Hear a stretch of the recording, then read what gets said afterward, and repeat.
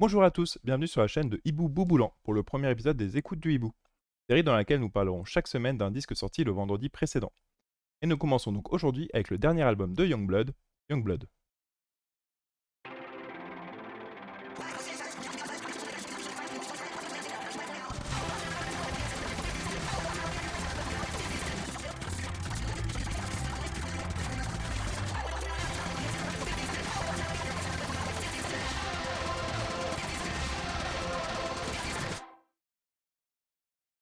Il s'agit en effet de la sortie mainstream de la semaine dernière. Le chanteur britannique Youngblood revient avec un troisième disque éponyme. Si vous ne le connaissez pas, il s'agit tout simplement d'une des figures de proue du revival pop-punk qu'on retrouve de plus en plus dans la musique mainstream anglo-saxonne ces derniers temps. Avec d'autres artistes comme Machine Gun Kelly, il participe à faire revivre ce genre que certains pensaient perdu au fin fond des années 2000. Un héritage parfaitement assumé qui les a amenés à collaborer sur les derniers albums de stars de la période, Demi Lovato et Avril Lavigne. Avec toute une nouvelle génération de musiciens qui a grandi en écoutant leurs disques, elle participe également grandement à ce retour en force du genre en ayant sorti deux disques plus qu'honorables cette année, Love Sucks et Holy Fuck. Avec ce troisième album, Youngblood revient donc avec une formule bien connue depuis quelques temps de mélange de rock alternatif, d'électro et de hip-hop pour un ensemble résolument pop. Après un deuxième album qui se perdait parfois dans ses expérimentations, l'artiste revient avec une formule efficace, un album de 33 minutes pour 12 chansons, dont seulement une dépasse les 4 minutes et 3 font moins de 2 minutes. Malgré tout moins diversifié que ses précédents disques, on retrouve sur cet album une volonté claire de faire revenir la guitare électrique dans la musique mainstream, que ce soit dans les riffs ou même dans quelques solos tout au long de l'album.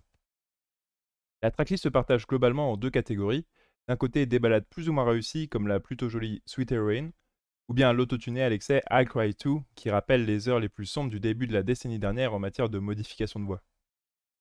Mais aussi et surtout des morceaux pop-punk efficaces, avec des refrains très accrocheurs comme Don't Feel Like Feeling Sad Today, probablement le titre le plus réussi de l'album.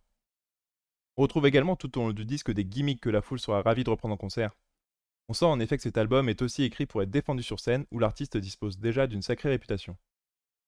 Malgré tout, tout cela reste assez gentil dans l'ensemble, et lorsque la chanteuse Willow s'invite sur le morceau Memories, elle donne immédiatement une petite leçon dans l'intensité de la performance vocale.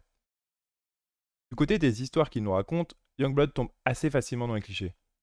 Tout est réuni ici pour nous rappeler l'ado émo, incompris de tous, qui n'a pas le droit à l'amour et avec une certaine fascination pour la drogue et la mort.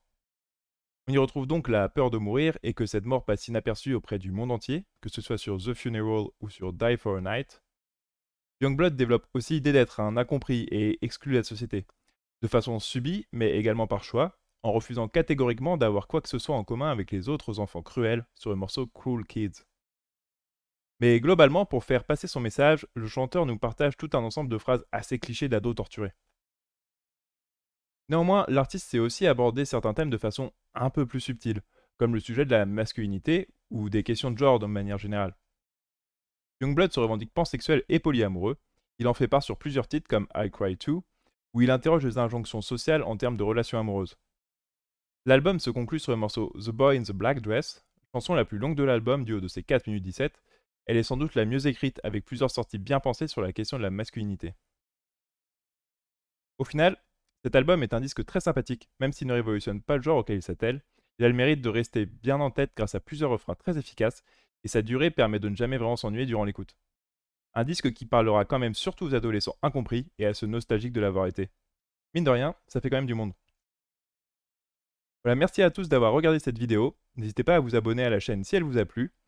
Vous pouvez aussi jeter un œil aux autres réseaux de la chaîne, le TikTok pour des avis très courts sur d'autres disques dont je ne parlerai pas ici, Instagram où je vous partagerai ma collection de disques, et le Twitter pour ne louper rien des infos de la chaîne. En attendant, je vous dis à la semaine prochaine ici pour une autre vidéo sur un disque qui sortira vendredi. Ciao ciao!